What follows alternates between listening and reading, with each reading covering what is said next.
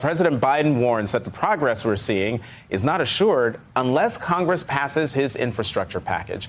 He and Republican Senator Shelley Moore Capito of West Virginia have been trying to hammer out a bipartisan deal, but it hasn't been easy.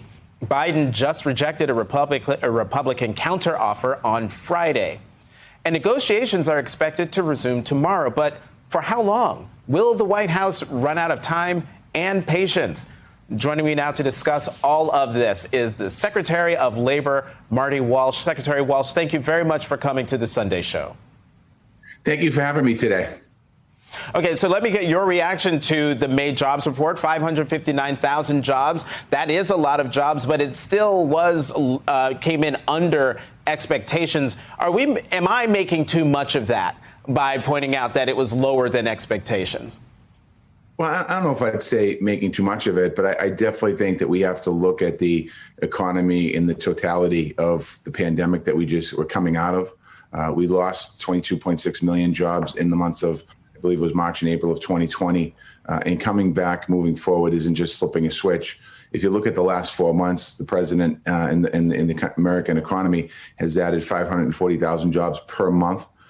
This is a good number this month, but we all recognize and acknowledge there's still we still have a steep hill to climb here. We have to move forward here. We have to do more. As we think about it, more people are vaccinated, as the president said, more people have health care. That's all great signs, but we still have people testing positive for coronavirus.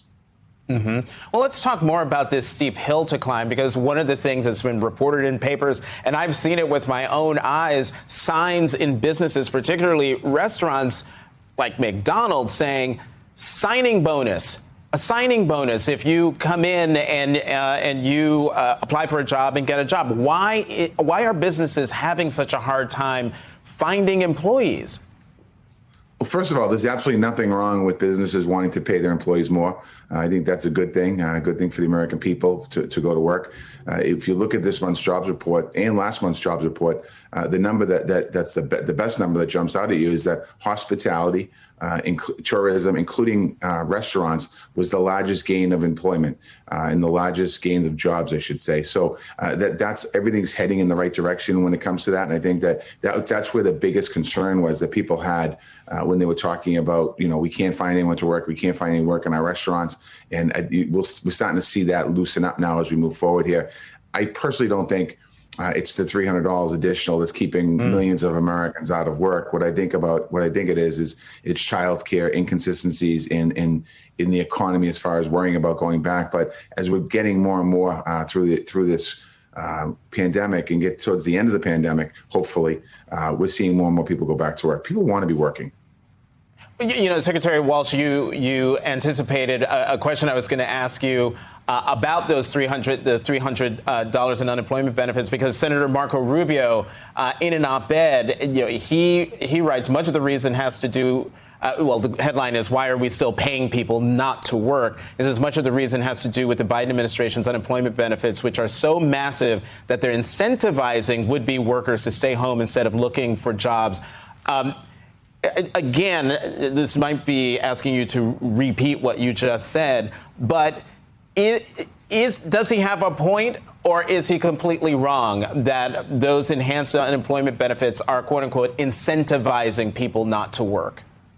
Let me just say, as I said when I started off the interview, 22.6 million people lost their job. 22.6 million people had no idea where the next check was going to come from. Thank God we had the unemployment system, because it kept food on the table, a roof over people's head, and allowed people to get through the pandemic. The extension of the pandemic unemployment we're still in I wouldn't say we're in the midst of the pandemic, but we're still dealing with the pandemic.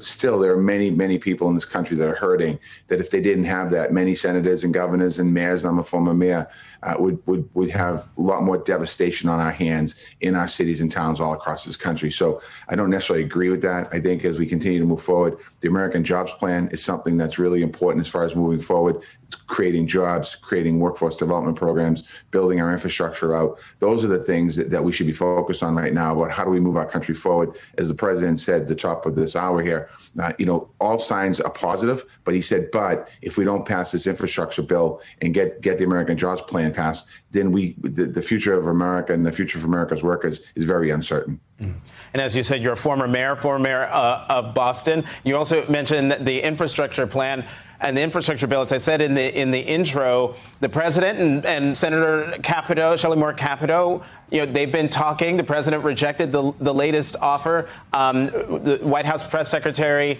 said basically there's still some more runway left in terms of negotiation, but the runway is going to run out at some point pretty soon. Should we expect the White House to basically cut bait this week, as Secretary Buttigieg had warned a couple of weeks ago, that this coming week, the week of June 7th, will be the fish or cut bait time?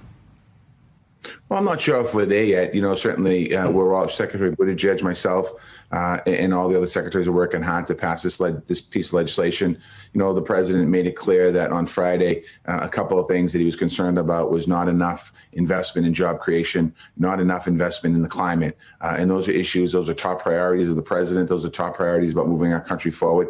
And I want to commend the president. He spent lots of hours having conversations, and some of those conversations were good conversations, with trying to move a package forward in a way that can be a bipartisan bill, which I think is really important to send a strong message to our country. But at the end of the day, if we can't get it done, then the president, we're going to have to take a different approach. But right now, I don't think we're there yet. I still think that the president is very focused on getting support of this bill from both sides of the aisle. I'm also focused, and all of the secretaries that are part of the American Jobs Plan and other folks, we're all focused on trying to come up with an understanding on how we move this bill forward. I think we'd all much prefer to get a bill that is a bipartisan bill to show the American people that actually we should come together for a bill that's not a Democratic bill, not a Republican bill. This bill is about the American worker and the American people.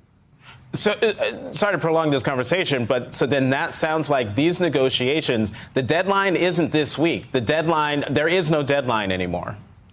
Well, I think it's a fluid conversation, and I think if we put deadlines there and we start talking about deadlines, then there's lines drawn in the sand. And I think that we'll see what happens tomorrow. It's a meeting and a time approach, and we'll see what happens at the meeting tomorrow with the president and the senator, and on the conversations that we're all having today and tomorrow.